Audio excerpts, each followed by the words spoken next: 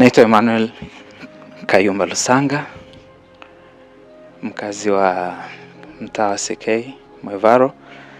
Natoa shukrani nyingi zangu za dhati nyingi sana kwa Mungu, kwa Kusaga na kwa Watanzania.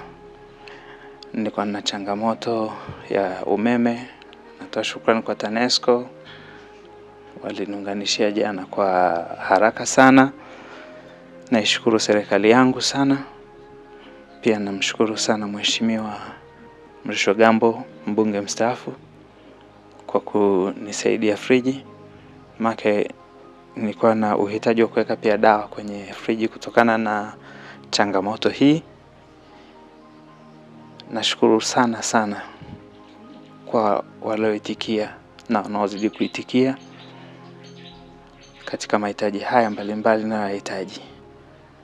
Mungu azidi kuwape nguvu sana, abariki kazi za mikono yenu, awape kila hitaji mnalolihitaji. Nimepata simu nyingi sana, nimepata message nyingi sana. Kwa kweli ukiniambia ni hesabu siwezi kutoa hesabu. Nyingi kweli. Na mpaka sasa nimepata milioni 3.9. Matibabu kuna kuinyonga, kuna inatakiwa itolewe, weke dawa kwa wiki 3, alafu ndo warudishie mpya kwa sababu imeshafika mwisho wake. Alafu kwenye stiff person syndrome hii kidogo therapy yake ni gharama, inaitwa rituximab, iko kwenye milioni 8 na pointi. Nikifanya therapy natembea, ila lazima angalau niwe na fimbo, lakini nitatembea kawaida. Nina imani kubwa sana kwa sababu pia ninashukuru watu wengi sana walifanya maombi na mimi kwa njia ya simu. Wengi sana wamenishauri, wengi sana wamenitumia mistari ya kutia moyo, mistari yenye nguvu. Hii imekuwa ni jambo kubwa sana kwangu. Ninaamini mno, imani yangu kubwa, siku sio nyingi nitakutana na watu barabarani, nitarudi kama kwenye shughuli zangu kama kawaida. Naamini kabisa. Nambari zangu za simu ni 0782 333 191.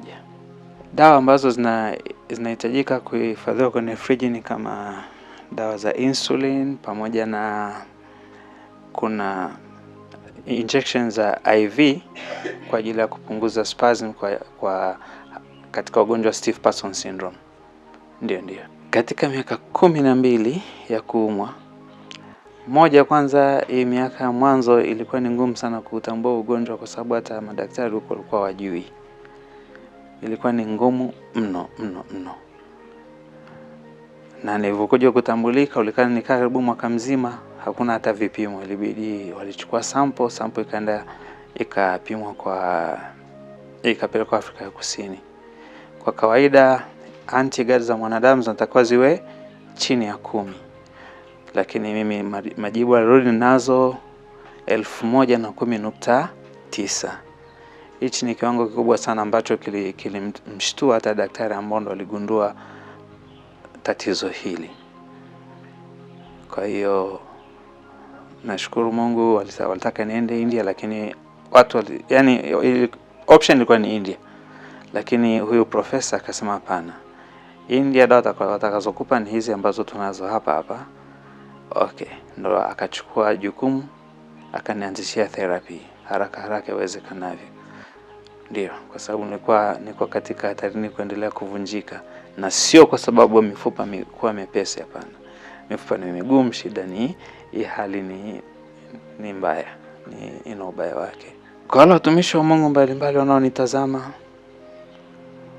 naomba maombi yenu, na ninashukuru baadhi walionitembelea. Nashukuru sana kwa ajili yao. Mungu azidi kuwatia nguvu, anyanyue karama yao zaidi.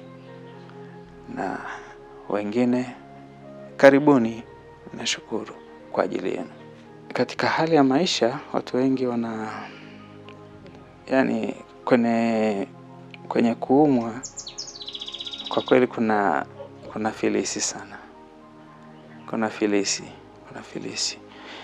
Changamoto niliyoiona, endapo ingekuwa sio hili jambo, nafikiri ningekuwa mbali sana. Lakini ukinywa dawa ukiangalia, unaweza karibu kila siku ukaribu 20,000 na ukizipiga, nafikiri unapata maendeleo fulani kwa muda. Lakini imenifanya na kuwa sisogei kwa kiwango kinacho angalau hichi unajua nimesogea. Nikilinganisha nilipotoka, nikaanza chini tena mpaka sasa hivi nimekuja hivi, ni changamoto kubwa. Rafiki zangu ambao nilifanya nao kazi, nilikuwa niko karibu nao kabla ya kuumwa, kwa kweli kipindi kile walikuwa na mimi. Kipindi cha mwanzo walikuwa na mimi, na mpaka sasa hivi angalau mara moja wananikumbuka. Lakini wengine hapana, wamenisahau. Ndugu kuna ambao tulianza nao vizuri, walikuwa pamoja na mimi, lakini nafika mahali pia wanarudi nyuma. Sasa sijui, lakini simlaumu mtu. Kila mtu na sababu zake. Huenda labda watu wanaelemewa na kazi zaidi ama nini.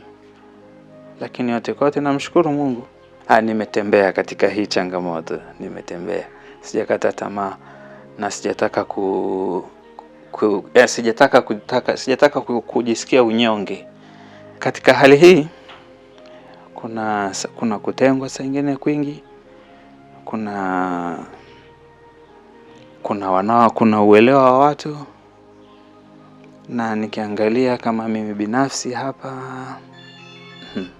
namwamini Mungu sana kwa kiasi kikubwa, kwa sababu kuna watu yani wakikuangalia hivi, kusema kweli yani wanakuona kama vile haufai, wanakuona kituko, wanakuona kuna hichi hustahili.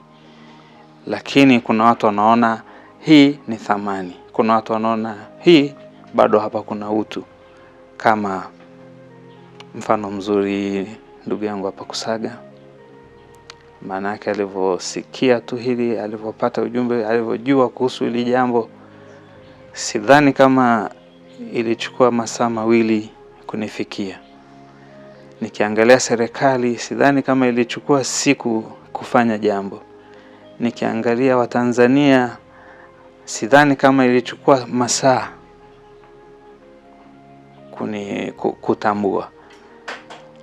Na washukuru wote wale ambao wanatambua watu wenye changamoto hizi.